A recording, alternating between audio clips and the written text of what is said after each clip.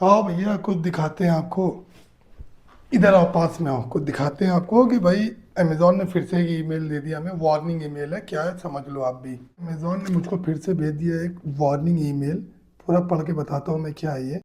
तो भाई इन्होंने लिखा है कि आपका एक प्रोडक्ट ऐसा हमने पाया है जिस पे पिछले 2 महीने में ऑर्डर आए हैं और आपने उसमें कई बार ऑर्डर को कैंसिल किया, मतलब आपने एक्सेप्ट नहीं किया है। तो पुअर कस्टमर की एक्सपीरियंस की वजह से हम ऑटोमेटिक आपका ये प्रोडक्ट डीएक्टिवेट कर रहे हैं। अगर आपको एक्टिवेट करना है तो आप पोर्टल पे जाके फिर से एक रिक्वेस्ट जनरेट करो। ये ऐसा क्यों होता है अब हम आपको बताएं।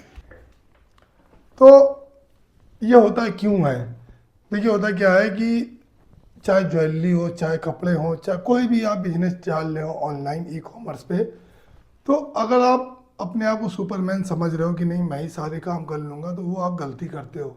आप समझ लो मेरे पास इतनी बड़ी टीम है फिर भी हमारे साथ ये गलतियाँ हो जाती है। कोई इन्वेंट्री को नोटिस नहीं किया था और उस पर ऑर्डर आ गया। अब ऑर्डर कौन सा प्रोडक्ट था, ये वाला। ये नेकलेस हमारा ऑर्डर पे आ गया, लेकिन ये 24 पीस थे हमारे इसके, आज से 2 महीने पहले तक। लेकिन कल तक ये हमारा प्रोडक्ट फिनिश हो गया था, कल ही एक ऑर्डर भी आ गया था।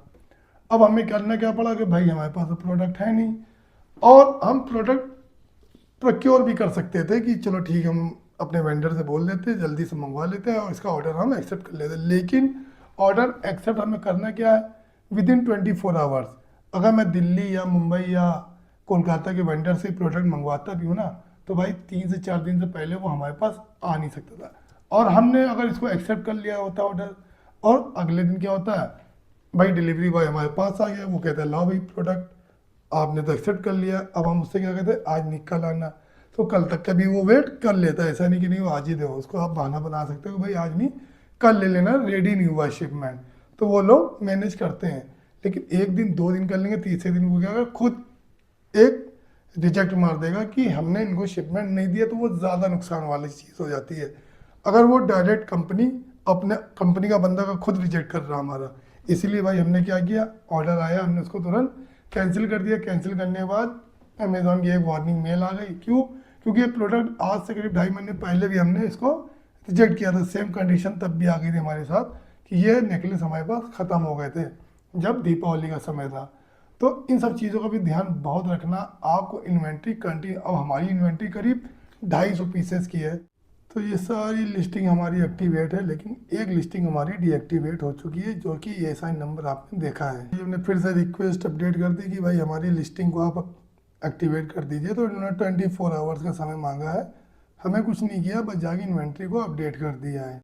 अब 250 आइटम को डेली चेक करना बहुत टिपिकल टास्क है, लेकिन यार मैंने तो एक पर्टिकुलर बंदा लगा रखा जिसका काम ही यही है कि वो सिर्फ इन्वेंट्री चेक करे, लेकिन उससे भी गलती हो गई। भाई गलती इंसान से ही होती है, उससे भी हो गई है। लेकिन कहने मतलब है कि आप भी इस बिजनेस कर रहे हो ना, तो आपको अमेज़ोन पे, खासकर अमेज़ोन वार्निंग बहुत तेज़ देता है।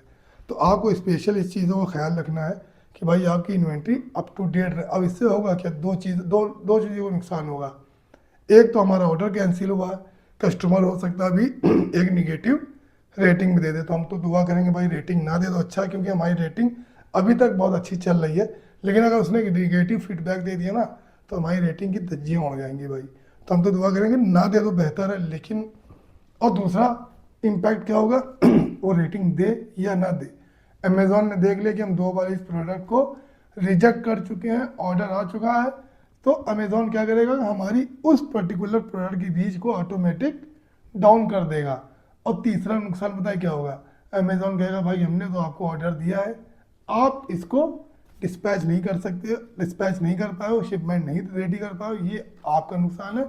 हम तो आपसे रेफरल फीस लेके ही रहेंगे। रेफरल फीस का चार्ज वो कैसे करते हैं भाई, इन्होंने साफ साफ लिख के दे दिया है कि शिपमेंट डेट के पहले अगर आपने कैंसिल किया है तो 100%, 100% मतलब रेफरल फीस लेंगे। अगर शिपमेंट डेट क्रॉस करने के बाद आप ऑर्डर कैंसिल करते हो तो 150% रेफरल फीस चार्ज करेंगे। तो मतलब कायदे से चूना लगाते हैं भाई ये लोग।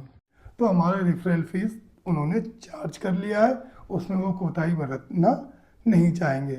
ना ही मैं उनसे रिक्वेस्ट कर सकता हूँ, क्योंकि ये उनका सिस्टम है। तो ये सारे लूप होल जो होते हैं ना, बहुत इंपॉर्टेंट होते हैं, इसका खास ख्याल रखना होता है। तो आज के लिए इतना ही, फिर मिलते हैं अगली वीडियो में कुछ नए टॉपिक के साथ। तब तक के लिए दोस्तों, जय हिंद।